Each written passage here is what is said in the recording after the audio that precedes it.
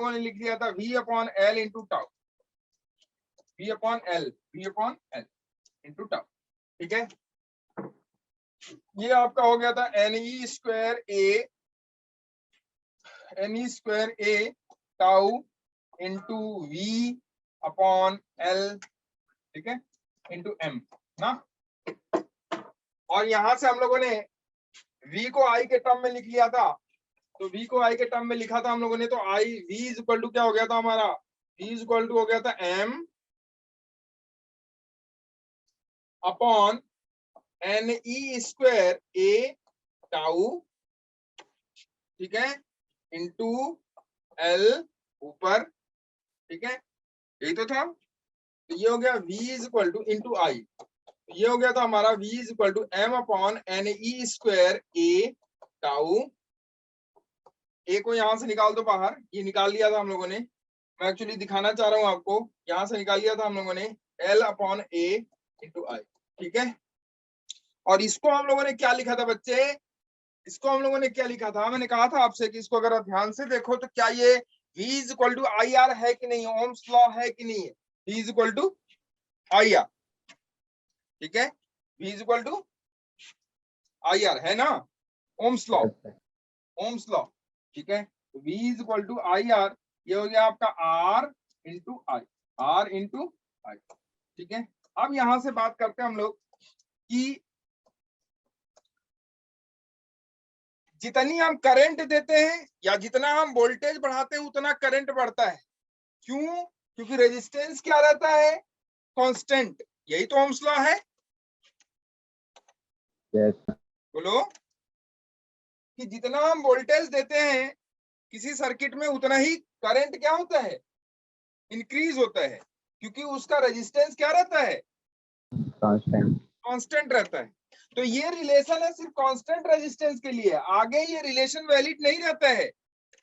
तो रेजिस्टेंस जहां कांस्टेंट होगा उसके लिए ये रिलेशन है, ठीक है। आप किसी keeping resistance constant if you increase the voltage of the circuit या if you increase the voltage then current will increase.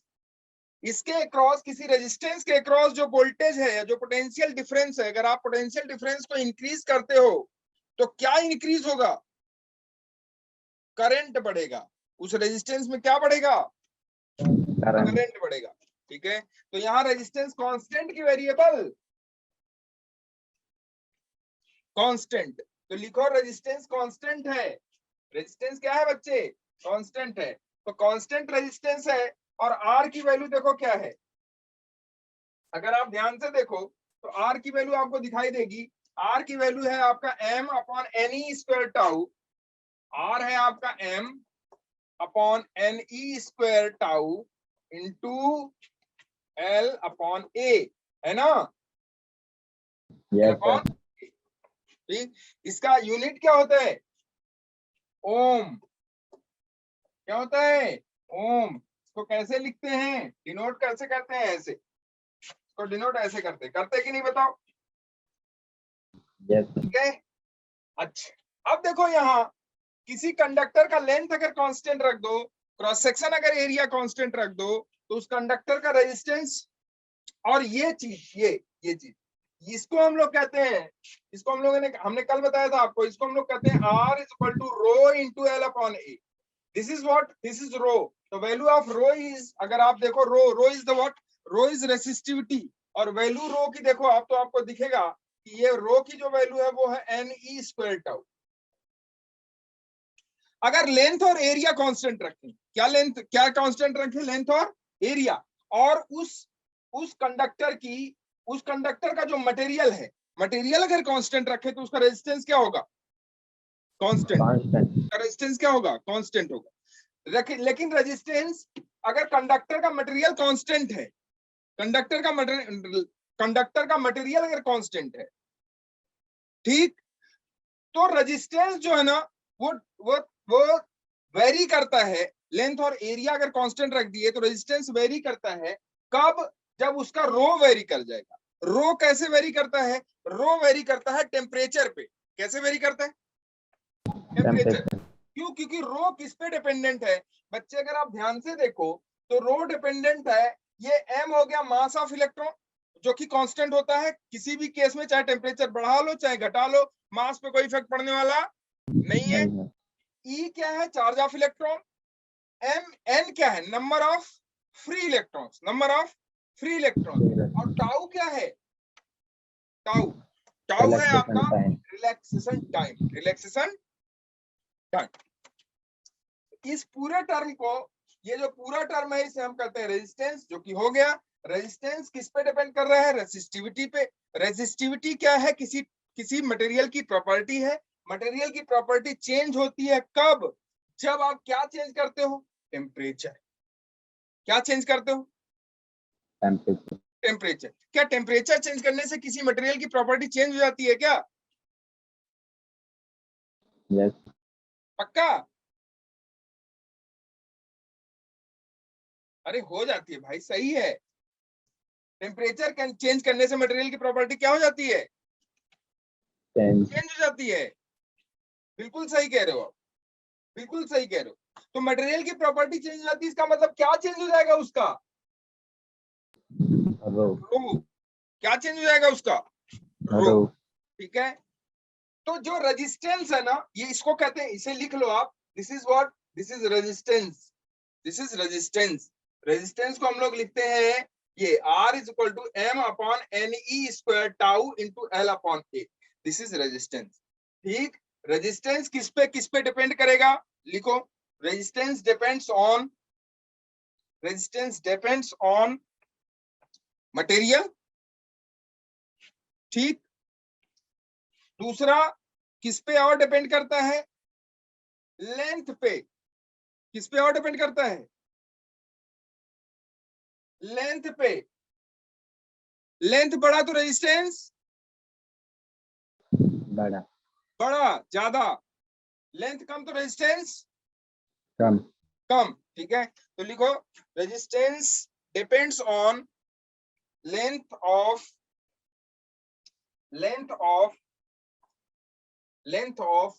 The conductor, length of the conductor. दूसरा और किस पे डिपेंड करता है? Cross section area. Cross section area of the conductor. Cross section area of the conductor. ठीक है, cross section area of the conductor. ठीक है, दो चीजें। तीसरा और किस पे डिपेंड करता है? लिखो, तीसरा डिपेंड करता है टेम्परेचर। किस पे डिपेंड करता है? टेम्परेचर पे। इस पे हम लोग चर्चा काफी करेंगे, टेम्परेचर वाले पे क्वेश्चन पूछता है। रेजिस्टेंस आल्सो डिपेंड्स ऑन, और आपके एनसीईआरटी में क्वेश्चन है टेम्परेचर पे। किस पे? इस टेम्परेचर पे क्वेश्चन है कि टेम्परेचर पे रेजिस्टेंस कैसे वेरी करता है। वहां आप देखोगे, जब आप एनसीईआरटी खोलोगे और उसके क्वेश्चंस बनाना शुरू करोगे, अभी हम दिखाएंगे आपको कि रेजिस्टेंस टेम्परेचर पे कैसे वेरी करता है। ठीक है, कैसे वेरी करता है वो रिलेशन हम बताएंगे। डिपेंडेंट कैसे है वो हम बताने जा रहे हैं। लेंथ पे तो डायरेक्टली आपको दिख रहा है कि नहीं दिख रहा है, ये बताओ। Yes sir. बिल्कुल दिख रहा है, कोई दिक्कत नो सर। नहीं है। दूसरा, क्या क्रॉस सेक्शन एरिया पे डिपेंड करता है कि नहीं करता है? यस बिल्कुल सर। करता है। क्रॉस सेक्शन एरिया अगर बढ़ा दोगे तो रेजिस्टेंस घट जाएगा। घट जाएगा। बिल्कुल सही है। ठीक है। और टेम्परेचर पे, ठीक है, टेम्परेचर पे कैसे वेरी करता है? तो लिखो, effect of temperature on resistance. Effect of temperature on resistance. Temperature का इफेक्ट रेजिस्टेंस पे। टेम्परेचर का इफेक्ट रेजिस्टेंस पे। देखो, टेम्परेचर का इफेक्ट रेजिस्टेंस पे नहीं पड़ता है, पड़ता रेजिस्टिविटी पे है। क्योंकि रेजिस्टिविटी चेंज होगी, इसलिए रेजिस्टेंस क्या होगा? चेंज होगा। देखो, अगर आप ध्यान से देखो तो R is equal to rho into L upon A, यही तो फॉर्मूला है रेजिस्टेंस का। यस। तो रेजिस्टेंस डिपेंड करता है आपका L पे, A पे, और अल्टीमेटली रो पे भी डिपेंड करता है। रो पे डिपेंड करने का मतलब, रो क्या है? Property of material. और प्रॉपर्टी ऑफ मटेरियल क्या टेम्परेचर पे डिपेंड करती है कि नहीं करती है? बिल्कुल करती है। क्यों? क्योंकि यहां देखो, रो जो है ना, रो इज इक्वल टू है m upon N E square tau, है कि नहीं बोलो। Yes sir. जब हम किसी मटेरियल का टेम्परेचर बढ़ाते हैं, क्या बढ़ाते हैं, टेम्परेचर, तो देखो उसकी रेसिस्टिविटी पे क्या इफेक्ट पड़ेगा, रेसिस्टिविटी पे क्या इफेक्ट पड़ेगा, और रेसिस्टिविटी के कारण रेजिस्टेंस पे इफेक्ट पड़ेगा। तो पहले देखते हैं कि टेम्परेचर बढ़ाने से होता क्या है। टेम्परेचर बढ़ाने की टेम्परेचर बढ़ाने से उसकी रेसिस्टिविटी चेंज होगी कि नहीं होगी, यस। बिल्कुल होगी। तो रेसिस्टिविटी चेंज होगी बच्चे, तो यहाँ देखो ध्यान से, अगर रेसिस्टिविटी कैसे चेंज होगी, क्या टेम्परेचर बढ़ाने से मास ऑफ इलेक्ट्रॉन चेंज हो जाएगा, नो सर। नहीं। तो लिखो टेम्परेचर बढ़ाने से, अगर हम टेम्परेचर बढ़ाते हैं किसी कंडक्टर का, किसका, किसी कंडक्टर का अगर हम टेम्परेचर बढ़ाते हैं, टेम्परेचर अगर इंक्रीज करते हैं, तो क्या मास ऑफ इलेक्ट्रॉन इंक्रीज होगा, नो सर। नहीं होगा, चेंज नहीं होगा। क्या चार्ज ऑफ इलेक्ट्रॉन चेंज होगा, नो सर। नहीं होगा, ठीक। अच्छा क्या चेंज होगा, चेंज होगा आपका रिलैक्सेशन टाइम। क्या चेंज होगा, रिलैक्सेशन टाइम। कोई बता सकता है कि रिलैक्सेशन टाइम बढ़ जाएगा कि घट जाएगा, घट जाएगी, हैं, घट जाएगी, घटेगा बढ़ेगा, घटेगा, घट जाएगा रिलैक्सेशन टाइम। क्यों घट जाएगा, रिलैक्सेशन टाइम घट जाएगा। अब ये सोचने वाली बात है भाई, रिलैक्सेशन टाइम घटेगा क्यों। अगर आप ध्यान से देखो तो रिलैक्सेशन टाइम क्या है, दो सक्सेसिव कोलिजन के बीच का टाइम ही तो है, यस सर। दो सक्सेसिव कोलिजन के बीच। के बीच का टाइम। किसके दो सक्सेसिव कोलिजन के बीच का टाइम, मूवमेंट ऑफ इलेक्ट्रॉन के, मूवमेंट ऑफ, इलेक्ट्रॉन। क्या टेम्परेचर बढ़ाओगे तो इलेक्ट्रॉन की स्पीड बढ़ जाएगी, यस सर। भाई टेम्परेचर बढ़ाओगे उसको एनर्जी मिलेगी, एनर्जी मिलेगी मतलब half M V square, yes. क्या उसकी वेलोसिटी बढ़ जाएगी, यस सर। बिल्कुल बढ़ जाएगी।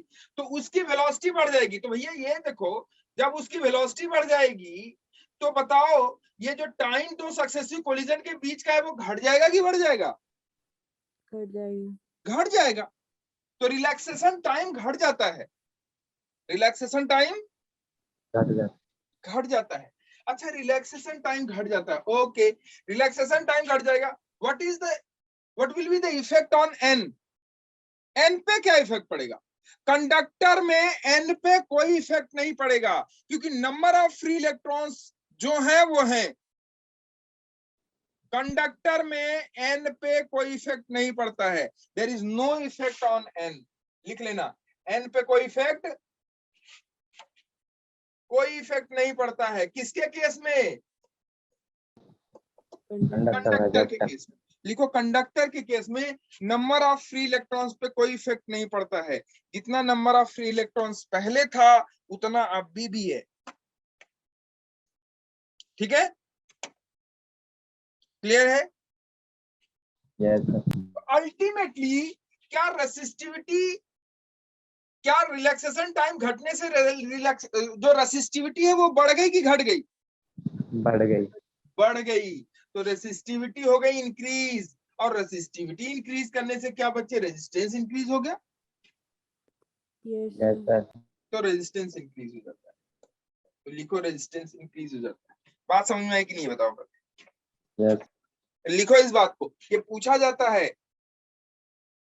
ये पूछा जाता है कि टेम्परेचर बढ़ाने से रेसिस्टिविटी घटती है कि बढ़ती है, बढ़ती है, रेसिस्टिविटी बढ़ती, किसकी रेसिस्टिविटी बढ़ती है, दैट इज इंपॉर्टेंट, कंडक्टर की रेसिस्टिविटी, कंडक्टर की, सुचालक की, किसकी, सुचालक, कंडक्टर की, सुचालक की रेसिस्टिविटी बढ़ जाती है, सुचालक की रेसिस्टिविटी बढ़ जाती है, और रेसिस्टिविटी बढ़ने से रेजिस्टेंस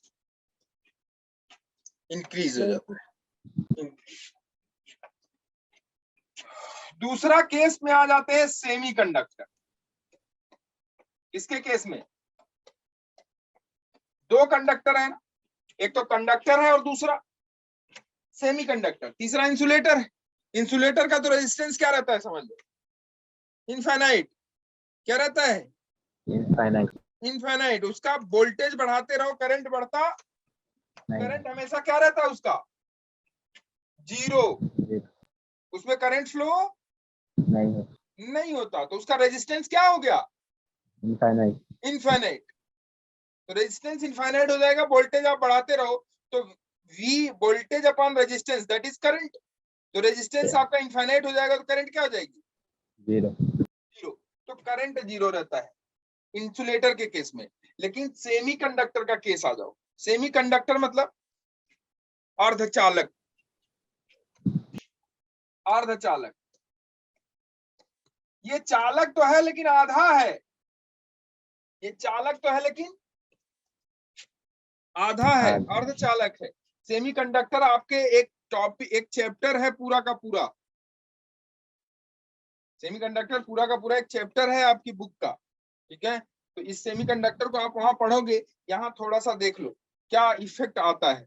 देखो एक्चुअली क्या है कि टेम्परेचर जब हम इंक्रीज करते हैं, किसका इंक्रीज करते हैं, सेमीकंडक्टर, सेमीकंडक्टर ठीक है बच्चे। टेम्परेचर हमने इंक्रीज किया, तो एम पे कोई इफेक्ट पड़ने वाला नहीं है नहीं है, क्योंकि वो क्या है, मास ऑफ इलेक्ट्रॉन। ई पे no effect no effect. Charge of electron 1.6 into 10⁻⁻19 उस पर कोई इफेक्ट पड़ने वाला नहीं है। अच्छा, यहाँ इफेक्ट पड़ता है दो केस, दोनों चीजों पे। किस पे इफेक्ट पड़ता है, एक इफेक्ट पड़ता है एन पे, नंबर ऑफ फ्री इलेक्ट्रॉन्स पे, और दूसरा इफेक्ट पड़ता है टाउ पे, रिलैक्सेशन टाउ। किस पे इफेक्ट पड़ता है, नंबर ऑफ फ्री इलेक्ट्रॉन्स और relaxation time. Number of free electrons और रिलैक्सेशन टाइम दोनों पे इफेक्ट पड़ता है। तो रिलैक्सेशन टाइम क्या होगा, रिलैक्सेशन टाइम, रिलैक्सेशन टाइम क्या होगा बच्चे, रिलैक्सेशन टाइम इस केस में भी डिक्रीज, घट जाता है। क्या होता है, घटता है, इस केस में भी घटता है। लेकिन फ्री इलेक्ट्रॉन्स बढ़ जाता है, फ्री इलेक्ट्रॉन्स क्या क्या हो जाता है, बढ़ जाता है। यहाँ जो सेमीकंडक्टर है ना, जो इंसुलेटर का काम कर रहा होगा, जब आप टेम्परेचर बढ़ाओगे तो धीरे धीरे उसका वो किधर की तरफ बढ़ना शुरू हो जाएगा, कंडक्टर की तरफ।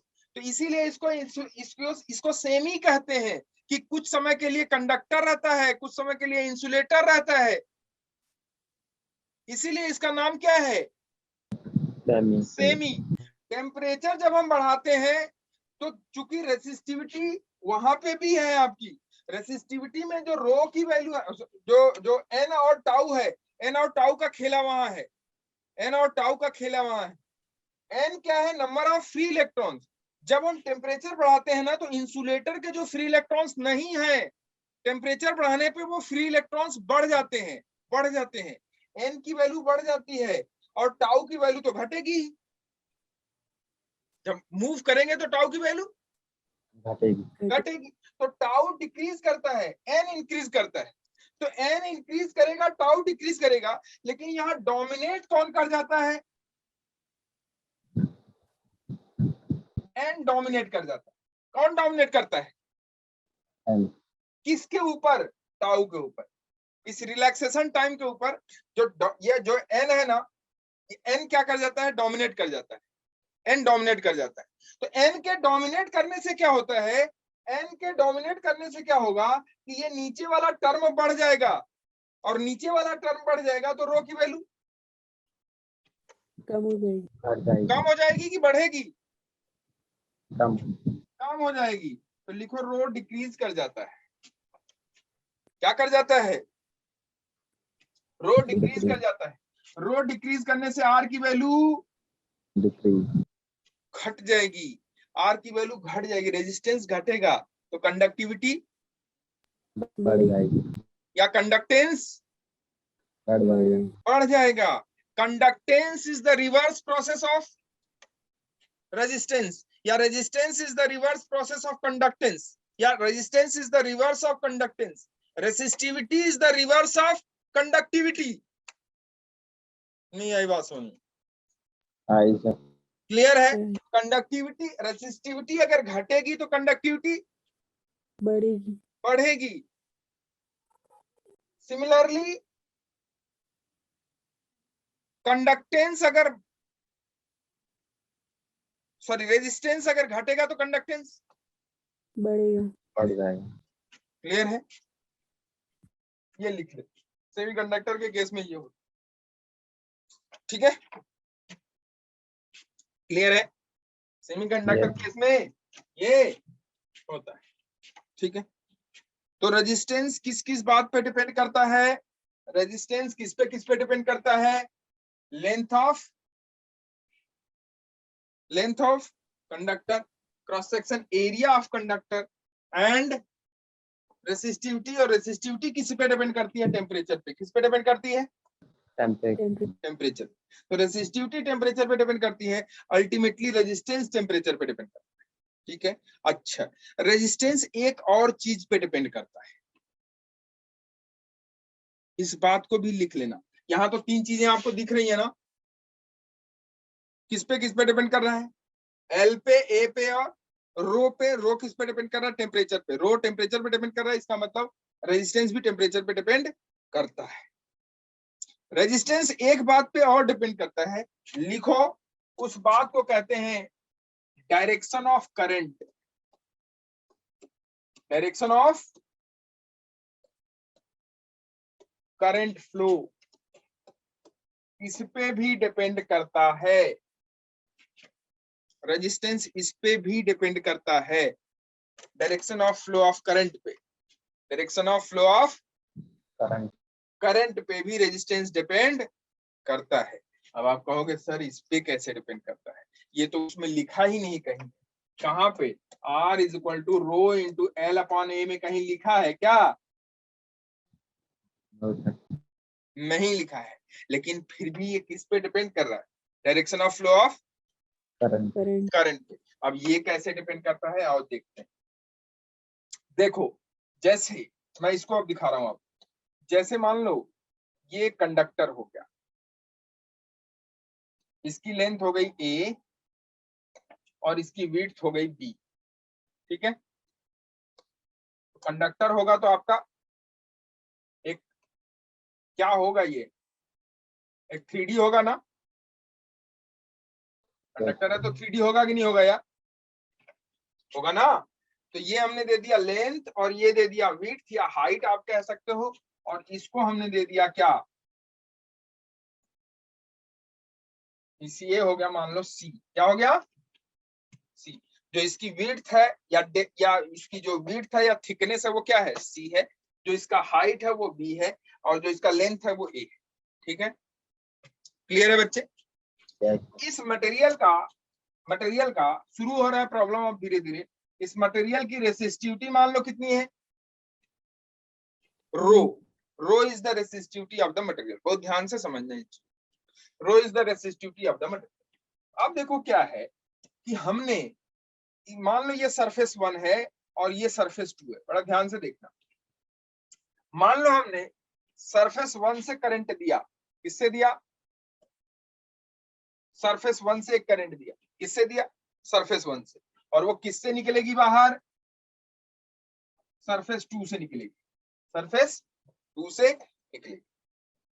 तो जो इसका रेजिस्टेंस होगा वो रेजिस्टेंस क्या होगा बता सकते हो आप लोग? रेजिस्टेंस क्या होगा? रेजिस्टेंस होगा इसका इस केस में क्या रेजिस्टेंस होगा बोलो? रेजिस्टेंस होगा रो इंटू कितनी लेंथ है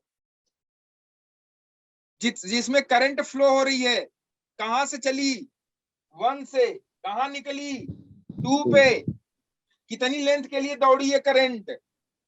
ए। तो ये होगा A upon what is the cross section area of this conductor? क्या क्रॉस सेक्शन एरिया होगा?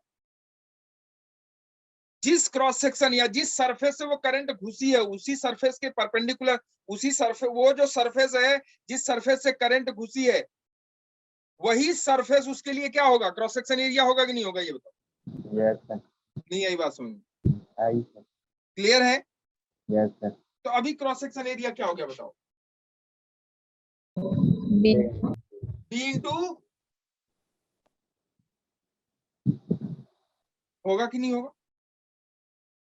नहीं आया बात। है। बी इंटू सी होगा कि नहीं होगा बच्चे बताओ? Yes yes sir. B into C, देखो तो है कि नहीं है? देखो यही तो है सरफेस जिससे यस करंट इंटर किए। इस सरफेस का एरिया क्या होगा? इस सरफेस का विड्थ है ये सी, इसकी हाइट है ये बी, तो इसका क्रॉस सेक्शन एरिया क्या हो जाएगा? बी इंटू डी इंटू सी। होगा कि नहीं होगा? यस। तो रेजिस्टेंस क्या हो गया बताओ? B R into is A equal to rho into A upon B into, C हमने क्या चेंज नहीं किया? रेसिस्टिविटी। क्या चेंज नहीं किया? क्या मटेरियल चेंज कर दिया मैंने? No sir. नहीं किया। ठीक, हमने करंट का सरफेस चेंज कर दिया, इससे घुसी और इससे निकल गई बाहर। तो रेजिस्टेंस हो गया R is equal to rho into A upon B C. चलेगा क्या? यस। अच्छा, अब इसी केस में देखो, अगर करंट यहां से घुसे इस सरफेस से और इस सरफेस से बाहर निकले, तो रेजिस्टेंस बताओ क्या होगा? ये सरफेस मान लो 1 हो गया तो रेजिस्टेंस 1। ये सरफेस मान लो आपका इसको 2 मत मानो, इसको 2 मत मानो, छोड़ दो, इसे मान लो 2। सरफेस 2 से घुसे और इससे बाहर निकले तो रेजिस्टेंस क्या हो जाएगा बोलो? रो बता इंटू सकते हो डी रेजिस्टेंस क्या होगा? R2 क्या होगा बोलो? Rho into what will be the value of L? B B. तो ये हो जाएगा rho into B upon cross section area एसी ईरोडॉप में कई सारे क्वेश्चन है इस पे। ईरोडॉप में कई सारे क्वेश्चन है इस पे। तो करंट हो, रेजिस्टेंस हो गया R2 is equal to rho into B upon S. हो गया कि नहीं हो गया बताओ? यस अब अगर हम सरफेस ये कर दे बच्चे, तो देख, अगर हम ऐसे कर दे, ये वाला सरफेस कर दे, तो ये वाला देखो तो, इससे से इंटर किया और ऐसे एग्जिट कर गया। अब बताओ R3 मान लो ये सरफेस 3 है, ये वाला, ये आगे वाला, तो बताओ R3 क्या हो जाएगा? R3 is equal to rho into C upon A B B C upon. A B. अब देखो मटेरियल वही, लेंथ वही, और क्या वही, विड्थ वही, हाइट वही, सिर्फ क्या चेंज कर दिया हमने? Direction of current. अभी इस सरफेस से बह रहा था, अभी इस सरफेस से बहा दिया हमने, अभी इस सरफेस से बहा दिया, तो क्या रेजिस्टेंस की वैल्यू चेंज हो गई या वही रही? चेंज हो गई। चेंज हो गई। तो resistance will depends on what? Direction. Direction of flow of current. Current. कितनी चीजों पे डिपेंड कर रहा है वो? 4। किस पे किस पे? लेंथ लेंथ पे, एरिया क्रॉस सेक्शन एरिया पे, रेसिस्टिविटी पे, और डायरेक्शन ऑफ करंट। और रेसिस्टिविटी किस पे डिपेंड करती है? क्या रेसिस्टिविटी प्रॉपर्टी ऑफ मटेरियल है? यस। रेसिस्टिविटी किस पे डिपेंड करती है भाई?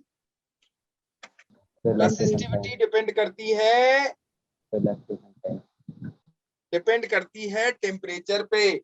जैसे जैसे टेम्परेचर वेरी करता है वैसे वैसे रेसिस्टिविटी वेरी करती है। टेम्परेचर अगर इंक्रीज कराओगे तो रेसिस्टिविटी क्या होगी? इंक्रीज हो जाएगी। In case of conductor resistivity increase होगी तो रेजिस्टेंस इंक्रीज हो जाएगा। ठीक, तो in case of conductor resistance will increase if resistivity will increase, और if resistivity will increase when temperature will increase. Clear है? तो टेम्परेचर पे डिपेंड करती है। ठीक है, टेम्परेचर पे डिपेंड करती है कि नहीं करती है, ये आप लोगों ने देखा। अब आ जाओ, लिखते हैं कि रेजिस्टिविटी या रेजिस्टेंस टेम्परेचर पे कैसे वेरी करता है? ठीक है, किस पे? टेम्परेचर। तो लिखो लिखो effect of temperature on resistance of a conductor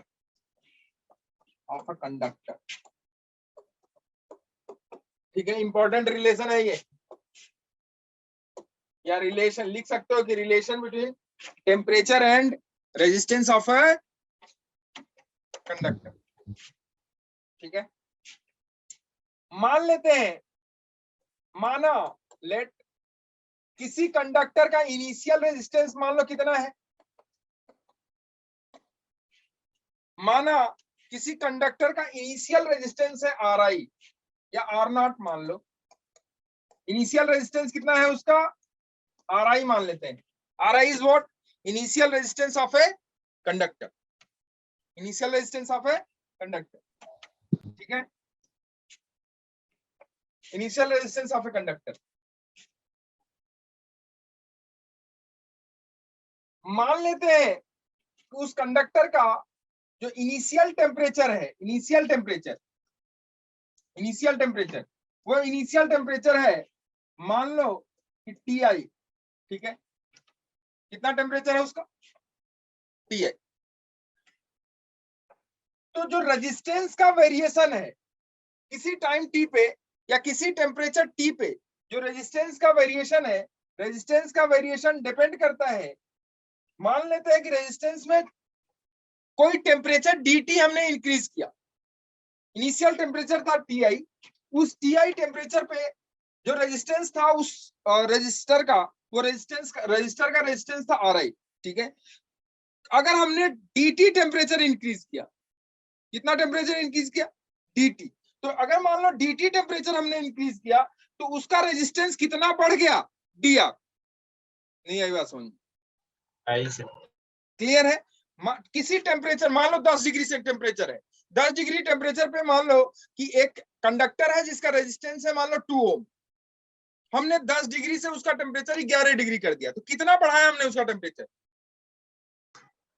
1 degree. 1 degree बढ़ाने पर उसका रेजिस्टेंस मान लो कितना बढ़ गया, सपोज करो उसका रेजिस्टेंस 0.1 ओम बढ़ गया, तो dr कितना हो गया, 2.1। नहीं dr मतलब रेजिस्टेंस का कितना इंक्रीज करा, 0.1। तो जो मान लो 10 डिग्री टेम्परेचर पे रेजिस्टेंस उसका 10 ओम था, सपोज हमने टेम्परेचर कर दिया 11 डिग्री सेंटीग्रेड, अब रेजिस्टेंस हो गया उसका 10.1 ओम। तो जो टेम्परेचर का वेरिएशन है डेल्टा टी हो गया, डेल्टा टी कितना हुआ अगर बता सकते हो तो, क्या 1 डिग्री हो गया, yes, 1 डिग्री में रेजिस्टेंस कितना वेरी कर गया, 0.1। कर गया कि नहीं कर गया ये बताओ। यस। तो क्या रेजिस्टेंस का वेरिएशन अल्टीमेटली टेम्परेचर के वेरिएशन पे डिपेंडेंट है कि नहीं है, यस। नहीं है बात समझ। आई सर। तो dr जो टेम्परेचर का वेरिएशन है, मान लो कि टेम्परेचर का वेरिएशन है dt टेम्परेचर वेरी किया, उस केस में जो रेजिस्टेंस का वेरिएशन है वो क्या है, dr है, क्या है, dr है। तो dr प्रोपोर्शनल टू किसके, dt, dt, dr proportional to dt, clear है। अच्छा, dr proportional to dt, okay. अब देखो ये जो dr है ना, ये dr एक चीज पे और डिपेंड करता है, किस पे डिपेंड करता है कि उसका इनिशियल रेजिस्टेंस कितना था। इट इज आल्सो डिपेंड्स, जो रेजिस्टेंस का वेरिएशन है, रेजिस्टेंस का वेरिएशन टेम्परेचर के वेरिएशन पे तो डिपेंड कर ही रहा है, साथ में इनिशियल रेजिस्टेंस पे भी डिपेंड करता है, या इनिशियल रेजिस्टेंस के प्रोपोर्शनल होता है। It is also proportional to initial resistance, it is also proportional to initial resistance. ठीक, तो जो dr है वो किन किन चीजों पर, किन किन के प्रोपोर्शनल है, वो प्रोपोर्शनल है dt के, और वो प्रोपोर्शनल है ri के, इनिशियल रेजिस्टेंस। ठीक है, वो प्रोपोर्शनल है dt के और वो प्रोपोर्शनल है इनिशियल रेजिस्टेंस के। तो अगर आप देखो ध्यान से, तो ये जो dr हो गया, ये dr हो गया, ये dr किसके किसके प्रोपोर्शनल हो गया भाई, ये dr प्रोपोर्शनल हो गया ri इंटू dt के, चलेगा क्या, Yes. डी आर किसके प्रोपोर्शनल हो गया, are I into D T, B. Initial resistance into temperature का जो वेरिएशन है वो उस। अब डी आर को देखो, डी आर हटाते हैं, डी आर वहां से प्रोपोर्शनलिटी कांस्टेंट हटाते हैं, तो D R is equal to क्या हो जाएगा, D R is equal to, D R is equal to, एक प्रोपोर्शनलिटी कांस्टेंट आता है, प्रोपोर्शनल हटाया उसकी जगह एक कांस्टेंट दे दिया, वो कांस्टेंट हो गया alpha R I D T. ठीक है, ये जो प्रोपोर्शनलिटी कांस्टेंट है अल्फा, इस प्रोपोर्शनलिटी कांस्टेंट को कहते हैं, लिखो, coefficient of thermal resistance, coefficient of thermal resistance, coefficient of thermal resistance. ये अल्फा आपने 11th में भी पढ़ा है, alpha beta gamma, linear expansion, areal expansion, volume expansion, alpha beta gamma में रिलेशन है। तो यहां जो अल्फा है, इस अल्फा को क्या कहते हैं, coefficient of thermal resistance, coefficient of thermal resistance. ठीक है, तो ये जो डी आर हो गया, D R is equal to alpha into R I D T. R I क्या है, initial resistance of the conductor, और डी टी क्या है, टेम्परेचर का वेरिएशन। ठीक है, अब मान लो कि इसे इंटीग्रेट कर देते हैं, कहां से कहां तक, जहां से जहां तक टेम्परेचर वेरी कर रहा है। मान low temperature initial T I था, फाइनल कितना था, टी एफ, फाइनल कितना था, T F. Initial temperature T I पर रेजिस्टेंस कितना, आर आई, और फाइनल टेम्परेचर पर रेजिस्टेंस कितना, आर एफ। चलेगा, फाइनल रेजिस्टेंस। ठीक है, ठीक है, डी आर का इंटीग्रेशन क्या हो जाएगा, बोलो, डी आर का इंटीग्रेशन आर हो जाएगा, Yes. आर हो जाएगा। तो ये हो गया आपका आर आई से R F is equal to alpha R I है कांस्टेंट, इसे बाहर ले लो, डी का इंटीग्रेशन क्या हो जाएगा, टी, Yes. और ये कहां से कहां वेरी करेगा, T I to T F. चलेगा, तो देखो यहां आप लिख सकते हो R F minus R I, चलेगा क्या, R F minus R I, अरे चलेगा क्या, is equal to alpha R I, ये हो जाएगा आपका T F minus T I, चलेगा क्या। Yes, sir. ठीक है, अब देख बच्चे, इसे हम क्या लिख सकते हैं, ध्यान से देखो, तो इसे हम लिख सकते हैं R F, final resistance R F is equal to initial resistance R I plus alpha R I into, ये क्या है, T F minus T I. T F minus T I को क्या कहते हैं हम लोग, डेल्टा टी, क्या कहते हैं इसे, टेम्परेचर में डिफरेंस या difference in temperature, delta T. अब यहां से देखो, अगर आर एफ निकाल लो यहां से, R F is equal to हो जाएगा आर आई, देखो दोनों में कॉमन है कि नहीं, बोलो, है ना, तो are I into 1 plus alpha delta T. क्या ये फॉर्मूला आप लोगों ने पढ़ा है रेजिस्टेंस का टेम्परेचर के वेरिएशन के साथ, Yes. या नहीं पढ़ा है, अगर नहीं पढ़ा है तो देख लो, ठीक है, और पढ़ा है तो अच्छी बात है। ये फार्मूले पे आप एनसीईआरटी अगर आपके सामने हो तो आप उठाओ और देखो कि कितने क्वेश्चन पूछे गए हैं। एनसीईआरटी अगर आपके सामने हो तो आप उठाओ और देखो कि इस पे कितने क्वेश्चन पूछे गए हैं। तो ये है टेम्परेचर का वेरिएशन, इसका वेरिएशन, टेम्परेचर सॉरी रेजिस्टेंस का वेरिएशन कब, जब क्या वेरी करता है, टेम्परेचर।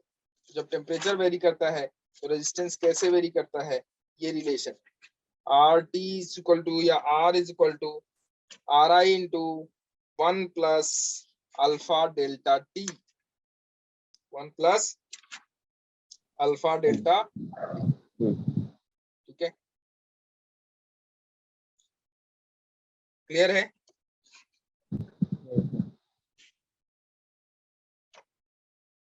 ठीक है,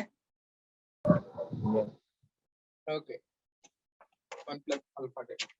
RF is equal to RI into 1 plus alpha delta T. This is what variation of resistance with what? Temperature. ठीक है, चलेगा? Yes. ये लिख, RF is equal to RI into 1 plus alpha delta.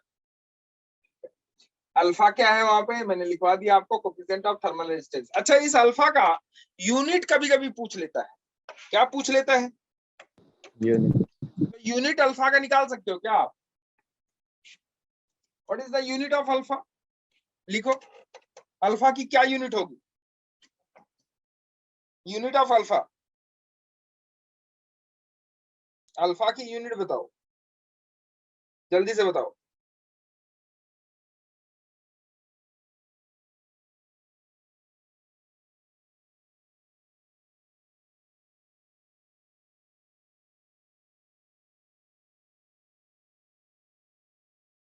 बोलो जल्दी।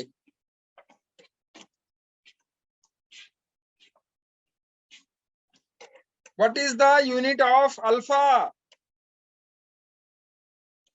नहीं बता सकते क्या? Per degree Celsius. हैं? बोलो बोलो बोलो।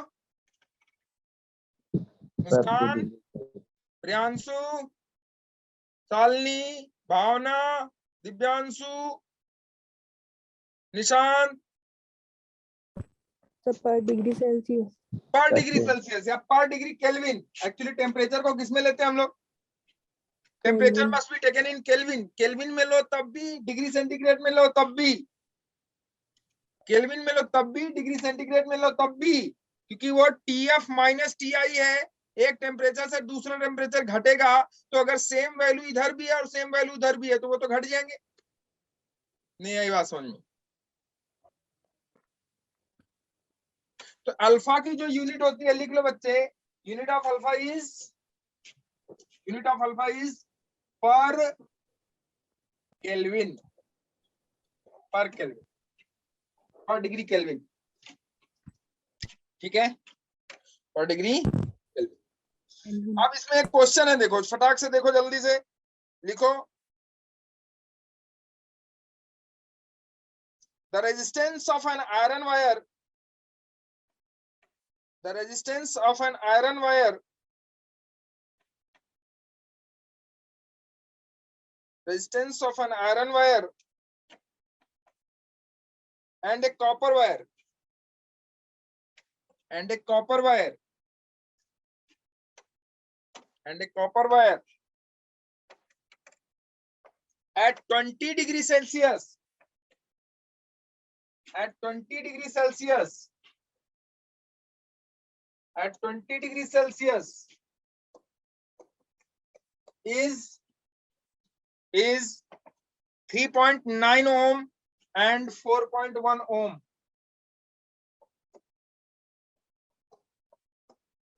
3.9 ohm and 4.1 ohm. ठीक,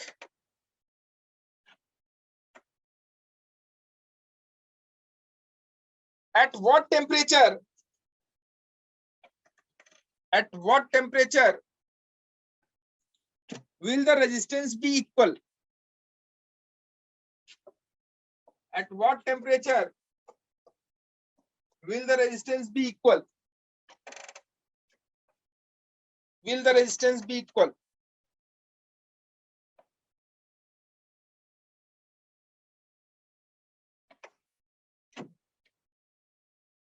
ठीक है,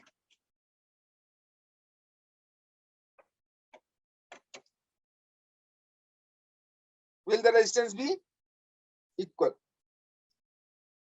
Coefficient of temperature, coefficient of resistivity या alpha, alpha for copper and alpha for iron is given. Iron के लिए 5.0 into 10 to the power -3 है, alpha for iron is 5.0 into 10 to the power minus 3 Kelvin inverse. Alpha for copper is 4.0 into 10 to the power minus 3 Kelvin inverse. ठीक है. Neglect any thermal expansion. किसी thermal expansion को आप neglect करो.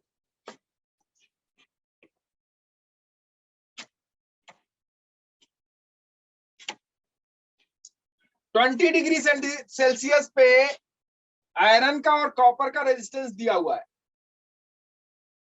आपसे पूछ रहा है कि वो क्या टेम्परेचर होगा जिसपे इन दोनों का रेजिस्टेंस इक्वल हो जाएगा. What will be the temperature at which the resistance of both the iron and copper will equal.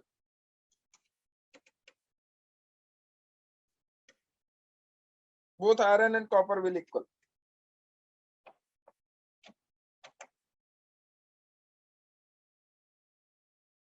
बोलो जल्दी जल्दी. निकल जाएगा क्या?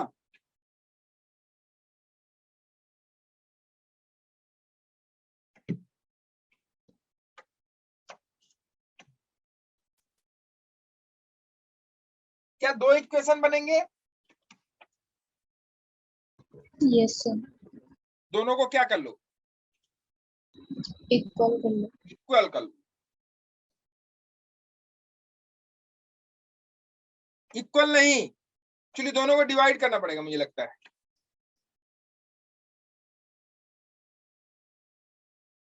या देख लो, एक से टेम्परेचर निकाल के दूसरे वाले में पुट कर दो. कितने लोगों को समझ में आ रहा है ये? ऐसे कई सारे क्वेश्चन आपके एनसीईआरटी में हैं. ऐसे कई सारे क्वेश्चन.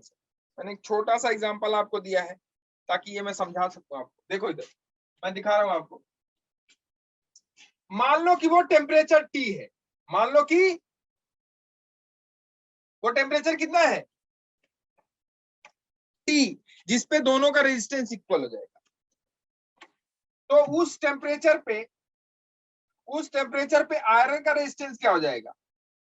आयरन का रेजिस्टेंस हो जाएगा इनिशियल ऑफ आयरन, IR लिख लेता हूं मैं, initial of iron into 1 plus alpha of iron into delta T.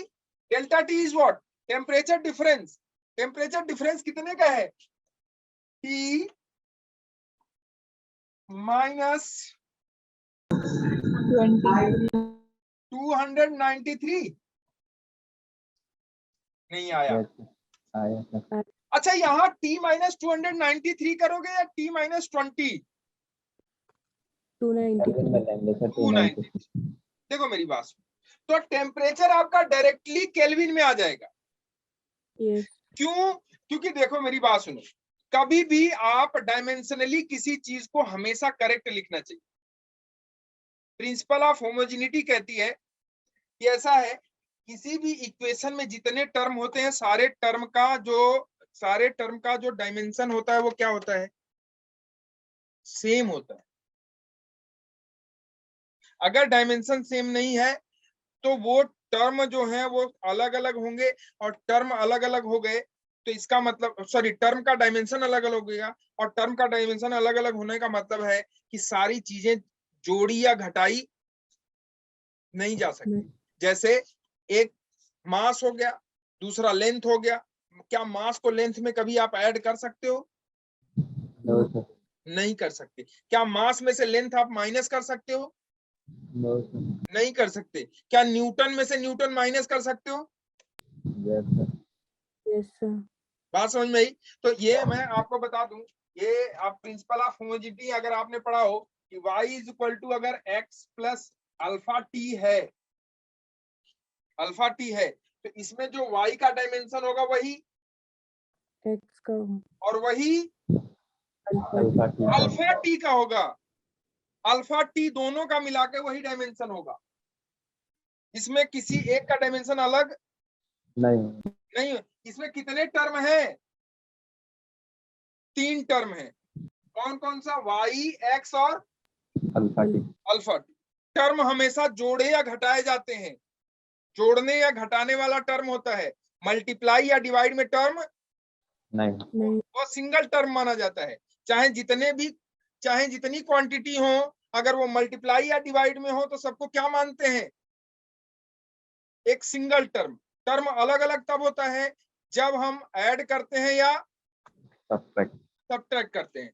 तो यहां देखो, ये y is equal to X plus alpha T, इसमें 3 टर्म है, तो जो डायमेंशन y का होगा वही एक्स और वही अल्फा टी का अल्फा।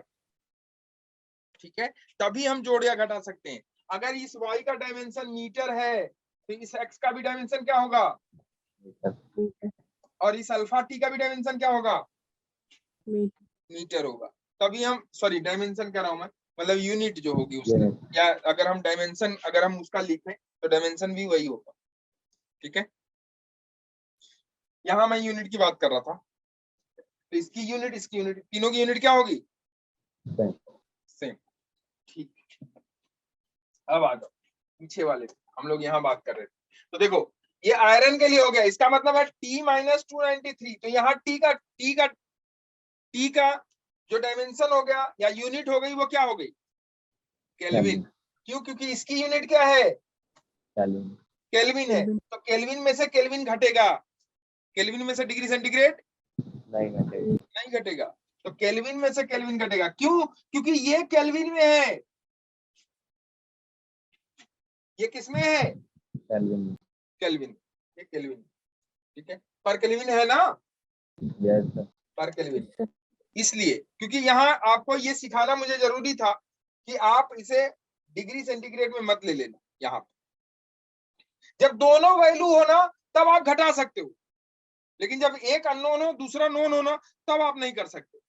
इस बात को ध्यान रखना। ओके, तो आ जाओ, एक इक्वेशन ये हो गया। अब यहां से देखो अगर ध्यान से, तो क्या आपको ये वैल्यू पता है? नहीं, ये फाइनल रेजिस्टेंस है। क्या इनिशियल रेजिस्टेंस आयरन का पता है? यस सर, बिल्कुल पता है, 3.9। तो देखो आर कितना हो गया, ये हो गया आपका 3.9 into 1 plus alpha of I कितना है, 5 5 into into 10 to 10 to the minus power 3, 3. 5 into 10 to power minus 3 into T minus 293। चलेगा? यस सर, ये हो गया एक इक्वेशन। दूसरा क्या बनेगा, दूसरा बनेगा जब आप कॉपर का लिखोगे। कॉपर का क्या हो जाएगा भाई, देखो आर कॉपर फाइनल वो बराबर किसके हो जाएगा, R copper into 1 plus alpha of copper into T minus 293। ये तो यही होगा ना। अच्छा, यहाँ कॉपर के लिए टेम्परेचर लिख लो। यहाँ किसके लिए क्या कह रहा है वो, क्या कह रहा है वो, at what temperature will the resistance be equal. अच्छा, किस टेम्परेचर पे, तो दोनों का टेम्परेचर तो सेम होगा ना। यस किस सर, टेम्परेचर पे दोनों का रेजिस्टेंस इक्वल कह रहा है, तो इसको भी लिखोगे T माइनस 293। अब देखो यहाँ आप लिखोगे आरसी कितना है, आरसी 4.1 है क्या, initial 1.8, initial resistance of copper. Yes ठीक, इंटू 1 प्लस अल्फा सी कितना है, 4 into 10 to power minus 3 yes into T minus 290। है कि नहीं, बोलो। यस ठीक है, अब देखो कह रहा है कि दोनों का रेजिस्टेंस इक्वल हो जाए। तो दोनों का रेजिस्टेंस इक्वल हो जाए तो पहले वाले का कितना है, पहले वाले का 3.9 इंटू 1 प्लस 5.0 या 5 into 10 to the power minus 3 T minus 293 is equal to, इसको कर दो 4.1 into 1 plus 4 into 10 to the power minus 3 into T minus 293। चलेगा? ठीक, बोलो भाई, चलेगा नहीं चलेगा? यस अब ये वाला टर्म इस वाले को चाहो तो डिवाइड कर ले, चलेगा क्या? डिवाइड करने से काम बन जाएगा। चलो डिवाइड कर लेते हैं, डिवाइड कर लिया जाए क्या, तो ये 41 हो जाएगा, 39 हो जाएगा, 41 और 39। चलो अलग अलग ही कर देते हैं, तो टी निकल जाएगा। देखो कितना आ जाएगा ये, किया जाएगा। कैलकुलेट करो इसको, कितना होगा 3.1 plus 3.9 into 5 into 10⁻³ into t minus 293 है is equal to 4.1 plus 4.1 into 4 into 10⁻³ into t minus 293। ठीक है, ये वाला इधर ले जाओ, तो 4.1 में से 3.9 गया तो क्या 0.2 बचा, और ये टर्म इधर लेके आ जाओ, ये वाला टर्म इधर और ये वाला उधर चला जाएगा, तो t माइनस 293 कॉमन हो जाएगा इंटू 10⁻³ तो देखो क्या आ जाएगा, ये देखो t माइनस 293 इंटू 10⁻³ हो गया कॉमन, उधर चला गया 4.1, तो उधर वाला अगर इधर ले आओगे तो वो हो जाएगा आपका 5 इंटू 3.9 माइनस 4.1 इंटू 4 चलेगा इज इक्वल टू 0.2 चलेगा क्या, यही तो आ रहा है क्या कैलकुलेशन से, देखो तो ये देखो कैसे, ये 3.9 इधर लेके आया तो ये हो गया 0.2, और ये वाला टर्म हम लेके चले गए उधर, तो ये वाला टर्म उधर लेके जाएंगे तो देखो क्या क्या हो जाएगा, ये वाला टर्म उधर लेके जाएंगे तो मतलब ये वाले में से ये वाला माइनस होगा, तो कॉमन क्या आएगा t माइनस 293 इंटू 10⁻³ कॉमन है, तो t माइनस 293 इंटू 10⁻³ को कॉमन ले लिया, बचा क्या 5 इंटू 3.9 माइनस 4 इंटू 4.1 चलेगा, यही तो मैंने लिखा, देखो इधर यही तो मैंने लिखा t minus 293 into 10⁻³ 5 into 3.9 minus 4.1 into 4 is equal to कितना 0.2, तो t माइनस 293 कितना हो गया भाई, ये तो हो गया आपका 0.2 डिवाइडेड बाई t 10⁻³ तो 10⁻³ ऊपर जाएगा तो हो जाएगा 10⁻³ तो 0.2 इंटू 10⁻³ मतलब 200 चलेगा, Yes. आया चलेगा ना, Yes. डिवाइडेड बाई कितना 5 इंटू 3.9 ये हो जाएगा 5 9 45 5 या 15 और 4 19 ये हो जाएगा आपका 19.5 माइनस 16.4 19.5 माइनस 16.4 तो ये कितना हो गया आपका 3.1 Yes. 3.1 तो t minus 293 is equal to 200 divided by 3.1 तो t इज इक्वल टू हो गया 200 divided by 3.1 plus 293 degree Celsius में निकाल लो, तो डिग्री सेल्सियस में कितना हो जाएगा माइनस 273 और कर देना तो प्लस 20 हो जाएगा, ये तो हो जाएगा 200 डिवाइडेड बाई 3.9 200 डिवाइडेड बाई 3.9 मतलब कितना कितना हो गया ये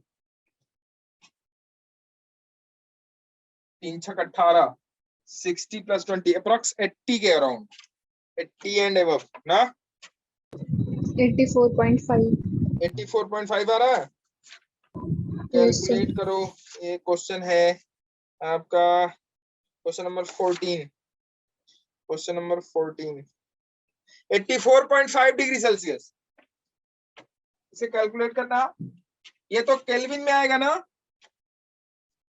Yes, sir. 273 माइनस कर देना तो किस में आ जाएगा, Degree Celsius. तो t डिग्री सेल्सियस में क्या हो जाएगा, वो हो जाएगा आपका 84.5 200 divided by 3.1 plus 20 degree Celsius, ठीक है Yes, sir. ये है, तो इसकी वैल्यू आ रही है t डिग्री सेल्सियस में अगर हम देखें तो इसकी वैल्यू आ रही है 84.5 84.5 डिग्री सेल्सियस, ये वैल्यू आ रही है टेम्परेचर, ठीक है आया समझ में नहीं आया ये बताओ पहले, Yes, sir. Yes. इस पे 3 4 क्वेश्चन आपके किसमें है एनसीईआरटी में।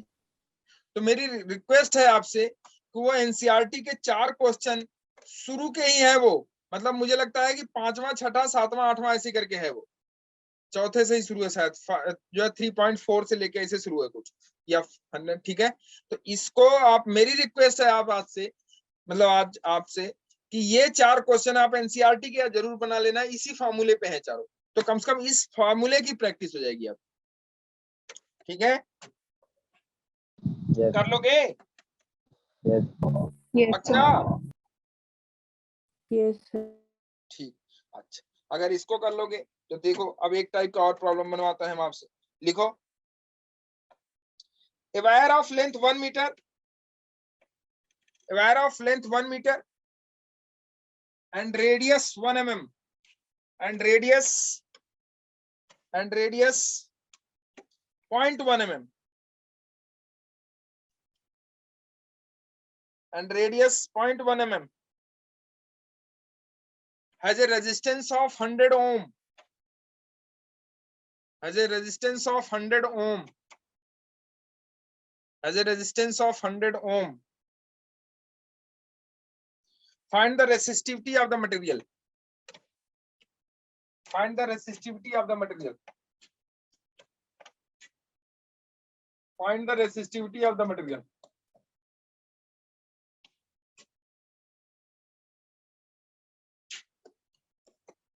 अच्छा ये मैं बताऊं, इस फार्मूले, कौन सा फार्मूला अप्लाई करोगे? R equal to rho L upon row L upon, A. ये जो है ना, इस फार्मूले पे मैंने एक बार पीसीएस का पेपर दिया था, उसमें क्वेश्चन पूछा था,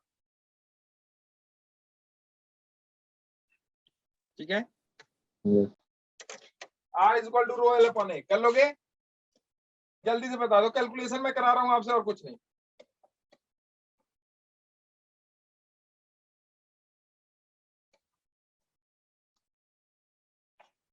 कैलकुलेशन में करा रहा हूं आपसे, कुछ नहीं।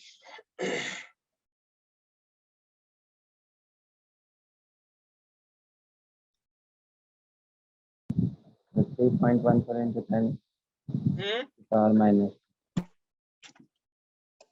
इतना R is equal to rho into L upon A, यही तो। Yes, sir.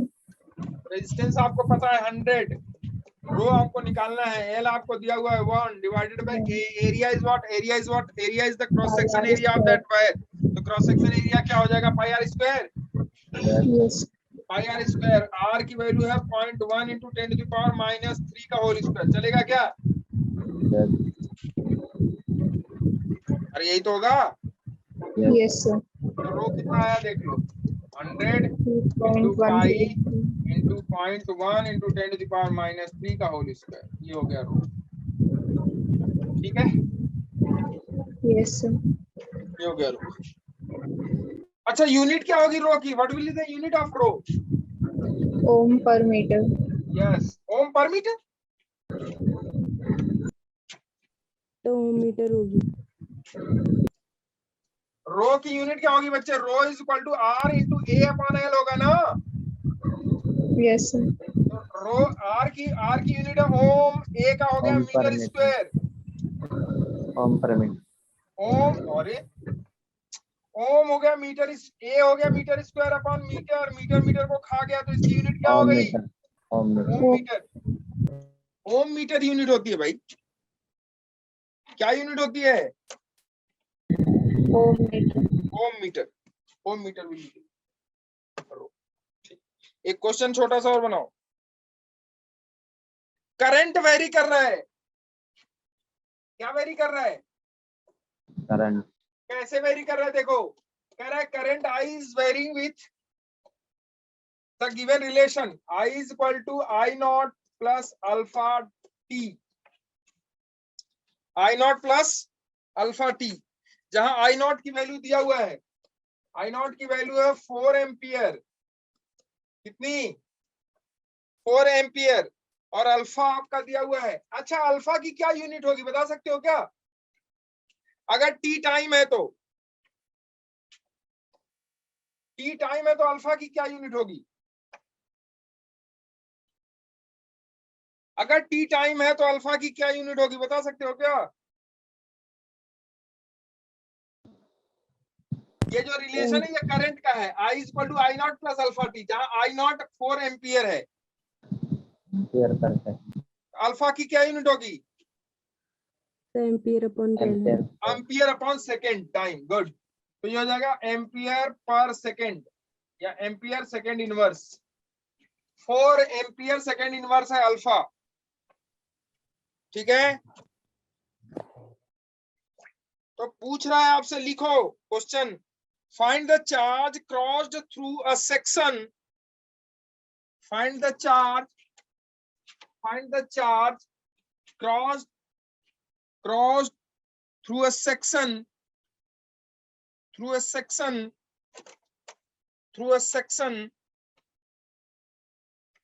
of the wire, in 10 seconds, in 10 seconds, t is equal to कितने सेकंड में पूछ रहा है आपसे? 10 सेकंड में उस वायर से कितना चार्ज ट्रांसफर हो जाएगा या चार्ज फ्लो हो जाएगा।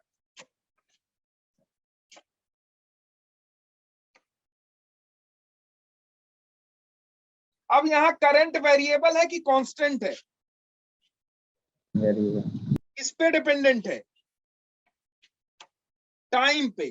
तो करंट टाइम पे डिपेंडेंट है कि नहीं, बोलो?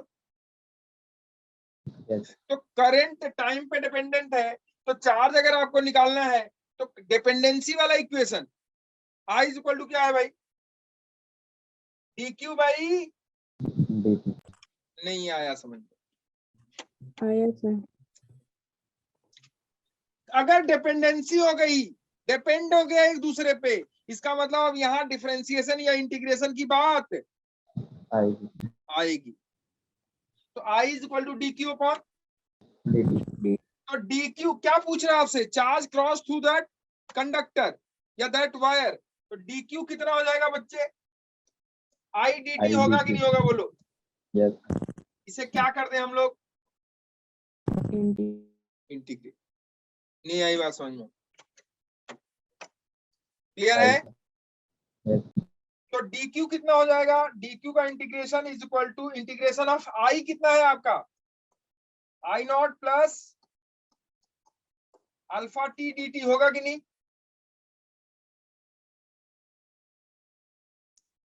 कहां से कहां? इनिशियल करंट दिया हुआ है,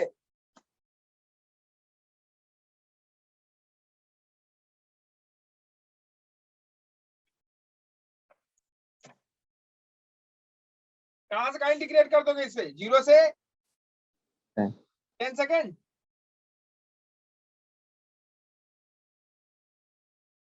बोलो, कर दोगे कि नहीं, बताओ? यस, तो 0 से 10 सेकेंड इसे क्या कर दो? Integrate, integrate. तो 0 से 10 सेकेंड इंटीग्रेट करोगे, और इसका इंटीग्रेशन तो आप निकालना जानते हो कि नहीं? यस, ये वाला हो जाएगा आई नॉट टी, ये वाला plus alpha T square by 2। Yes, अरे नहीं आया 240 आ रहा है क्या आंसर? ना? 240। 40 एक सेकंड। 6 इंटू, सॉरी, ये है question number 4, 300 coulomb, 300 coulomb, sir 240 आ रहा है ना? 240, 300 कूलम कह रहा है ये। आई नॉट की वैल्यू रखा क्या आपने? यस सर, 4 रखे आई नॉट की value. I not into T, ये तो हो जाएगा 40, yes sir, alpha T square by 2, 200। 200 आ रहा है। यस सर, 240 आ रहा है टोटल। क्या गड़बड़ हो रहा है? इनिशियल पे चार्ज निकाला क्या? क्या इनिशियल पे चार्ज 0 है? आई नॉट की वैल्यू वही है या कुछ और है? आई नॉट की वैल्यू 4 एम्पियर ही है बच्चे, सॉरी 10 एम्पियर है, ओहो सॉरी 10 तो एम्पियर। फिर सो वहाँ पर 10 करेंगे तो फिर वो 300 हो जाएगा ना। हाँ तो 10 एम्पियर है, 10 इंटू dt, dt कितना हो जाएगा, टी कितना हो जाएगा 10, 10 10 जा 100, 100 और ये alpha alpha into T square plus by 2, alpha 200 की वैल्यू आपका 4, 4 इंटू टी स्क्वायर, टी की वैल्यू हो जाएगी 10 का स्क्वायर, 10 का स्क्वायर मतलब 100, तो 400 डिवाइडेड बाई 2 मतलब 200, 200 प्लस 100 300, हाँ सही है। यस सर, तो 240 सही आया इसमें। हाँ इसका मतलब 240 ठीक है। अगर आई नॉट की वैल्यू 4 है तो 240 इज द राइट आंसर, है ना। Yes sir. तो ये ऐसे क्वेश्चंस क्या मिलेंगे आपको तो बना नहीं लोगे, बन जाएगा यस ना। yes, वेरिएशन वाले थे, ये किसी टाइम पे चार्ज आपको निकालना है तब के लिए थे, और कांस्टेंट के लिए तो आप जानते हो I equal to Q upon T, ठीक है yes, क्लियर है। तो मेरे हिसाब से आप क्या कर लो कि आज अपना जो रेजिस्टेंस वाला क्वेश्चन है, जो टेम्परेचर पे वेरिएशन वाला है, वो आप जरूर कर लेना, ठीक आपकी बुक में yes. है।